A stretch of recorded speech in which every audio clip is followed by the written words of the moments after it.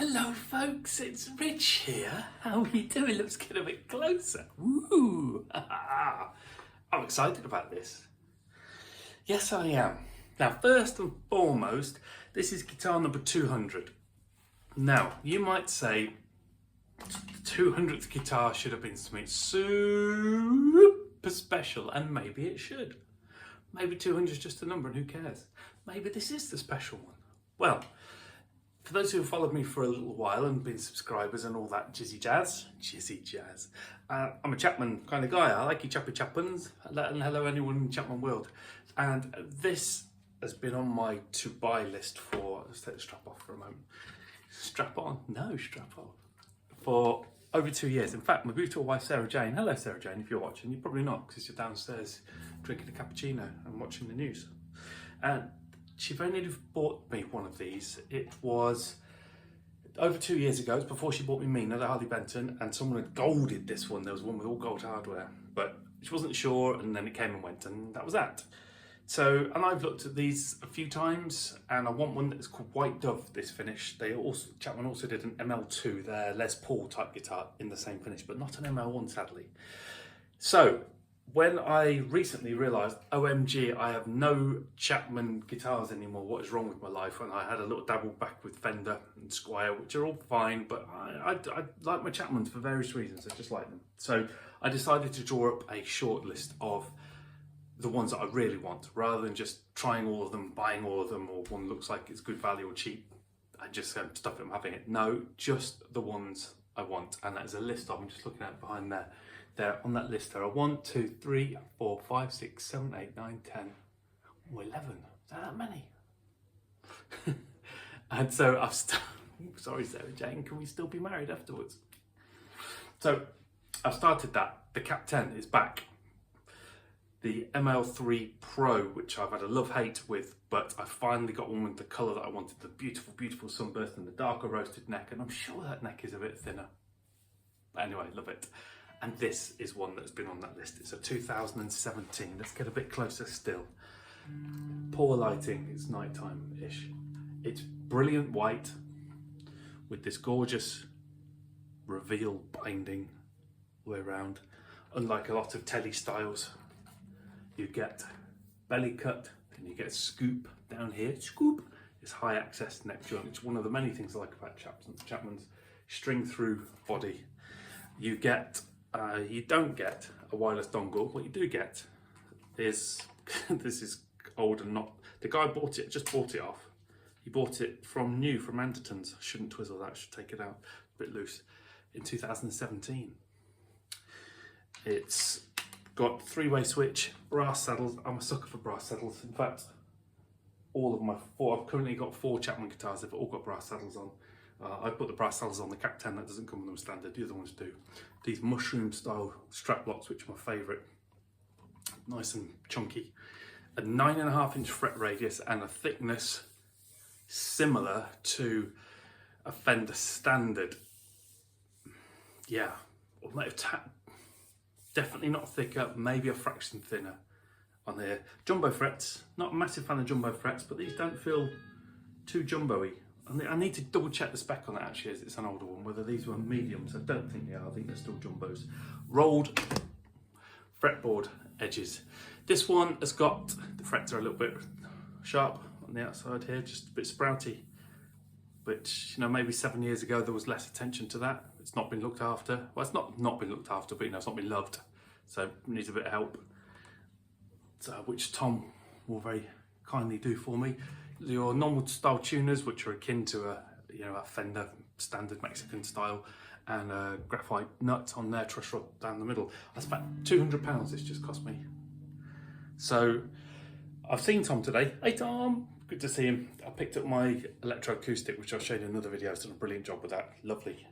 And I was going to give it to him straight away, so I literally just picked it up, but I was keen to know what the pickup sounded like first, because if I wasn't keen on them, I would have given it to Tom when I want with a change of pickups. But I've just had a quick play with these, quite frankly, rusty strings. I mean, these strings are disgusting, and it sounds fabulous.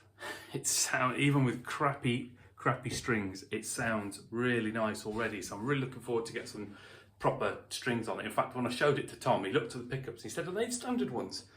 And I said, "Well, I think so, because the guy's just, he bought it, hasn't done anything with it. It's not a guitar tinkerer." Tom said, "They look like vintage style pickups." And they sound really nice. Right, listen, there's no point in me saying I'm out of tune, because I'm always out of tune, but I'm really out of tune with this because these strings are just absolutely screwed. But just a super, super quick sound taster on this clean channel. The tone knobs are pretty good too.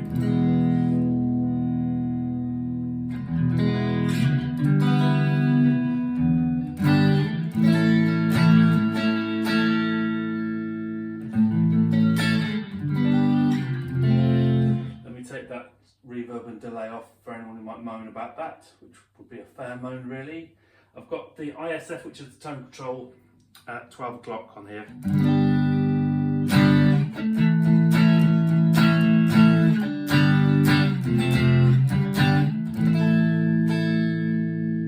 Middle.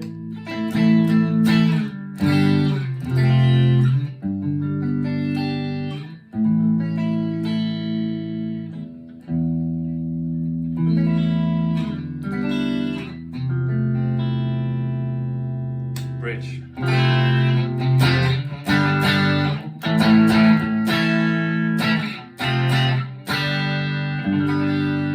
Spanky that sounds.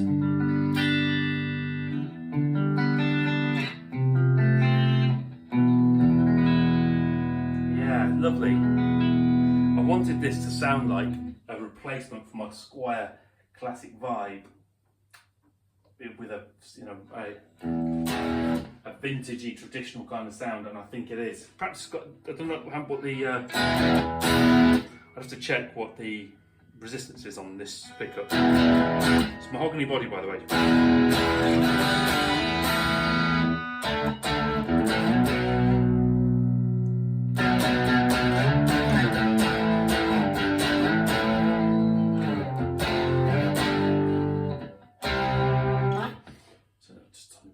That's just on the gain channel, not too much gain, but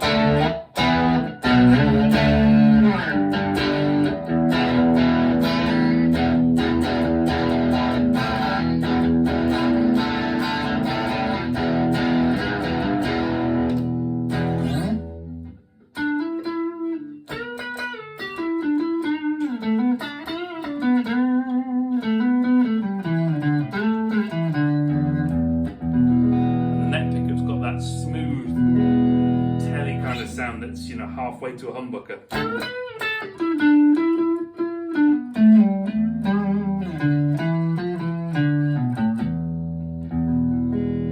Lovely.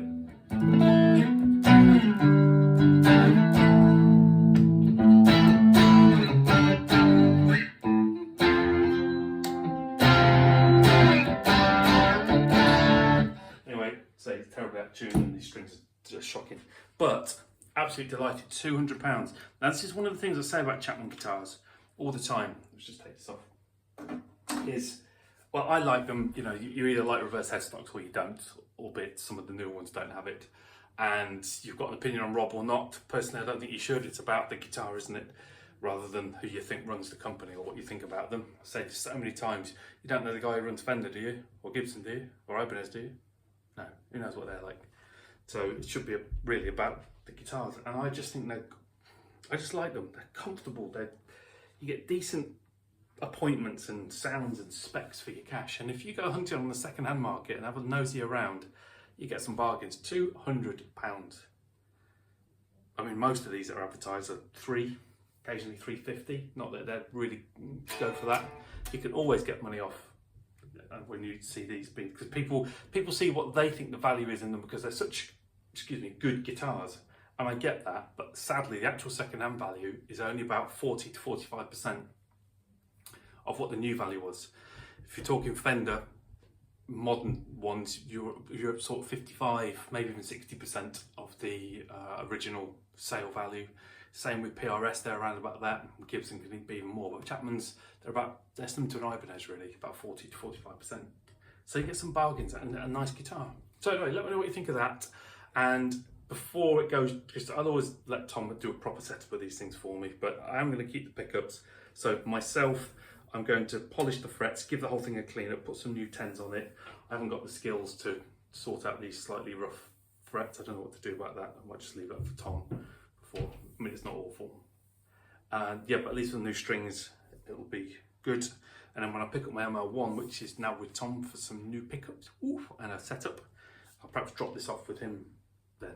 But there we go, Chapman ML3, standard, traditional, not 2017 in white dove. What do you think?